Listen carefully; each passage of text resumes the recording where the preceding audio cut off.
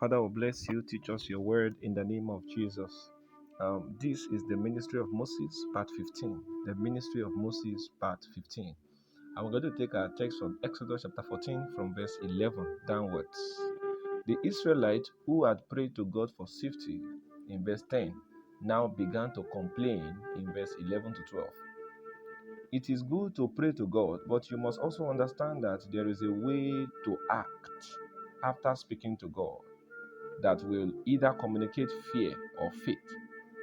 When you have committed something to the hands of God through prayers, don't go about doubting the effectiveness. If you have told God to protect you, then why should you be scared of death again? Don't complain over anything you have committed to God. That can be a sign of unbelief.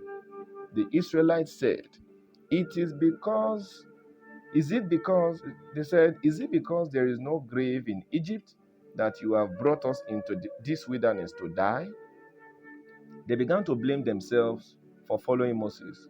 They said, it is better we remain in Egypt and serve the Egyptians than for them to kill us here in the wilderness.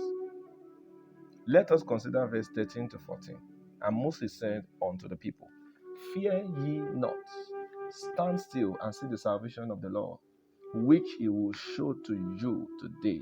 For the Egyptians whom ye have seen today, ye shall see them no more forever. The Lord shall fight for you, and ye shall hold your peace. The first thing Moses rebuked in them was fear. That was why he said, Fear not. That means Moses was combating that spirit of fear that was manifesting in his congregation. So when he saw the spirit of fear at work in them, he said, Fear not, meaning I cast you out, fear. So he was speaking against the spirit of fear. So anytime you see Jesus using the word fear not, what he was doing is he's speaking against the spirit of fear. He's casting out the spirit of fear. So after that, he said, stand still. The first thing was fear not, and the next thing was stand still. He didn't say stand still and fear not because he knew it will take boldness to stand still. So if you want a man to stand still, then the first thing is to rebuke or cast out fear from that man. To stand still is to wait on God with an assurance that he is capable of saving you from any form of evil.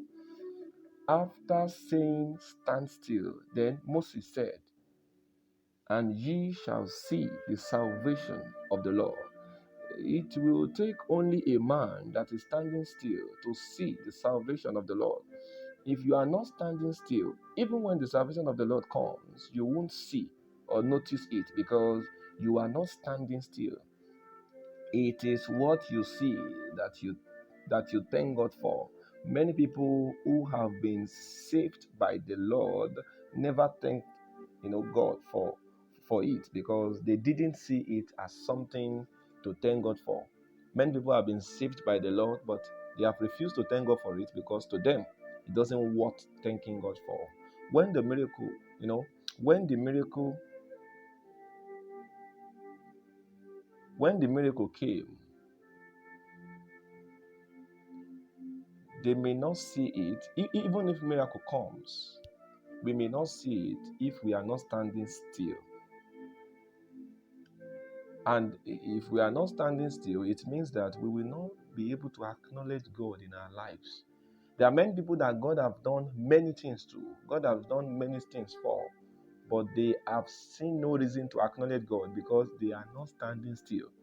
It is until you stand still that you will be able to acknowledge, observe, see, admire, appreciate what God is doing around you.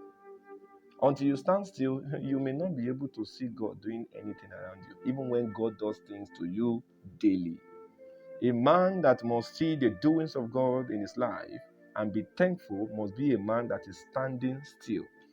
If you don't stand still, you won't notice the doings and the dealings of God in your life.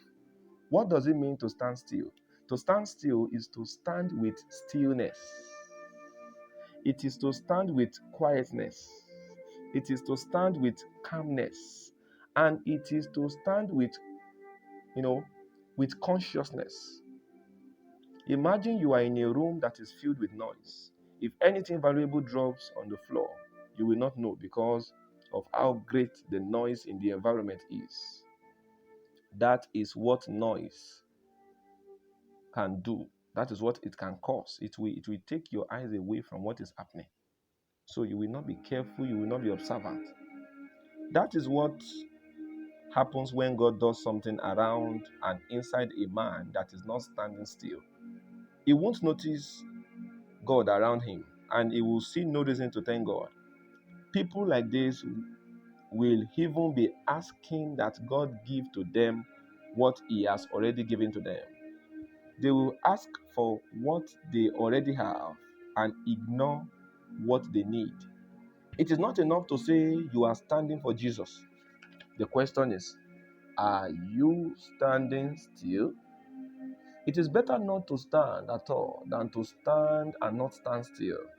If you always, if you always, if you are a type that you don't, always notice the salvation of the Lord each time it comes around you, then it means you are not standing still. Remember that to stand still, you must cast out fear. This is the equation.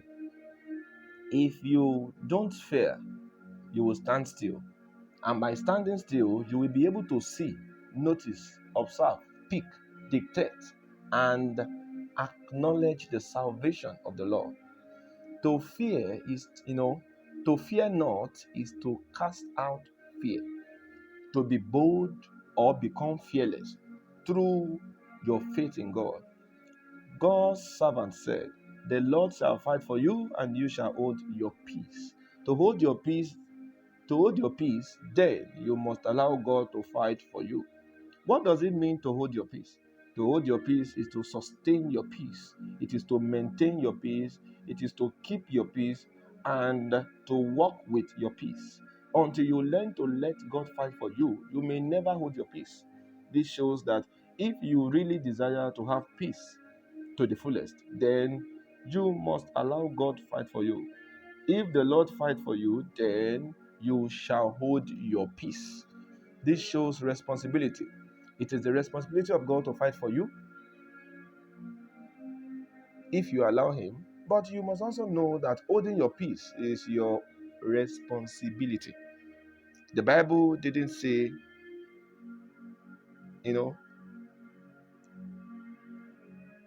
Bible didn't say that men shall help you hold your peace. It is you that will hold your peace, not others. The way to keep your peace is to allow God fight for you. You don't keep peace with human effort. It is simply by a divine effort. You keep your peace by allowing God fight for you. May the Lord help you to stand still so that you'll be able to acknowledge whatever God is doing around you in the name of Jesus. I cast out every spirit of fear in the life of those listening to me right now in the name of Jesus.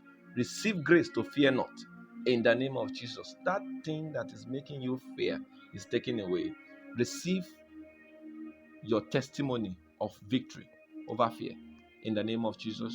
Grow, receive grace to grow to the point where fear will be subdued in your life in the name of Jesus. This is the wisdom of God. Don't sell it.